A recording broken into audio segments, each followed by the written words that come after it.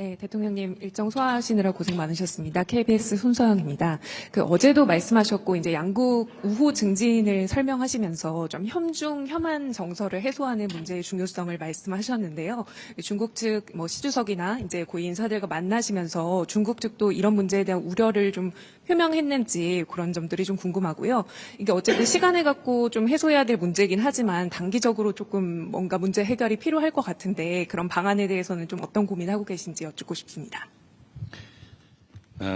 말씀드린 것처럼 가까운 이웃이고 떠날 수 없는 관계이고 거대한 잠재력인데 우리가 배척하고 피하면 우리 손해죠. 그런데 꽤 오랜 기간 동안에 혐중혐한 정서라고 하는 게 양국이 상당히 광범하게 또 지속적으로 또 악화되면서 정말 양국에 큰 피해를 입혔습니다. 저는 대한민국이 훨씬 더 큰 피해를 입었다고 생각해요. 중국의 예를 들면 상품 서비스 수출이 지금 많이 나빠졌죠. 그래서 홍콩을 제외한 무역 수지가 지금 적자로 전환됐습니다. 왜 그렇게 됐냐? 중국 사람들 입장에서 한국 상품 보면 싫은 거죠. 원래도 그렇잖아요. 한국 상품이나 문화가 좋으면 막 화장품도 사고 싶고 물건도 사고 싶고 놀러도 가고 싶고 그런 건데 자꾸 싫어하니까 주변에서 또 싫은 감정이 드니까 그럼 나빠지죠. 대한민국도 마찬가지죠. 그래서 이게 계속 악순환이었는데 이 점을 개선해야 된다라는 점에 저나 또는 중국 국가 지도자 모두가 동의했어요. 어떻게 개선할 거냐. 제가 근거 없고 불필요한 혐중 조장, 혐오 조장 이건 없어야 되겠다. 무슨 부정선거를 중국이 어쩌고 이런 정신 나간 소리를 해서 그 감정을 상하게 하면 되겠습니까? 근거도 없고 불필요하죠. 그래서 제가 국무회에서도 여러 차례 지적하고 또 명백한 허위 주장이나 행동에 대해서 엄격한 제재를 가하고 있고 또 이것 때문에 사실 많이 줄어들긴 했고 이 점에 대해서 중국 정부나 중국 국민들이 많이 또 알게 되면서 호감도가 많이 개선된 것 같습니다.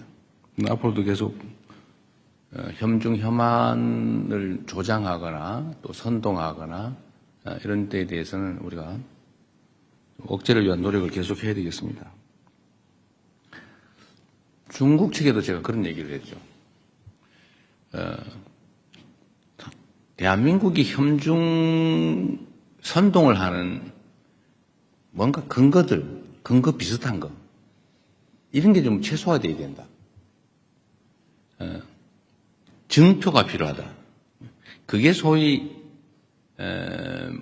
문화 콘텐츠 진출 제한 같은 거다. 제가 이런 지적을 했죠.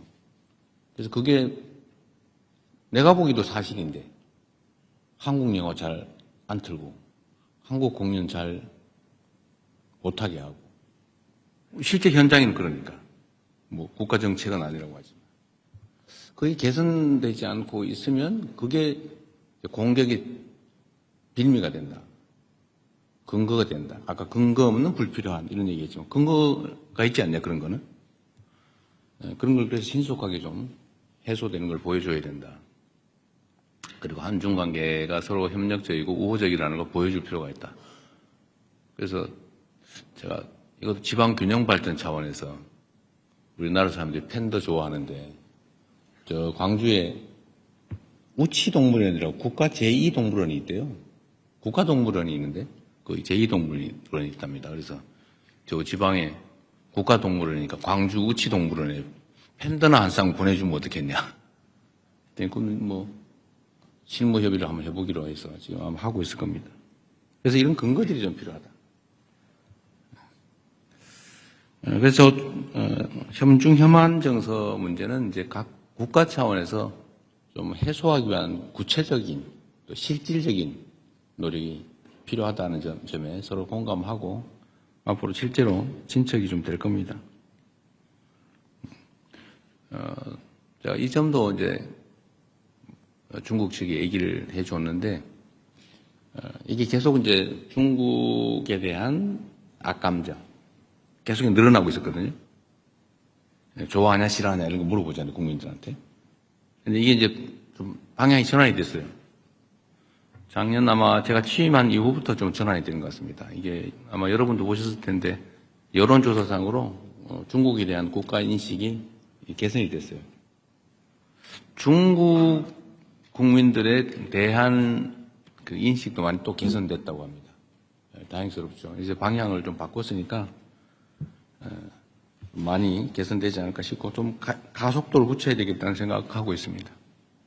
여러분도 좀 도와주시기 바랍니다.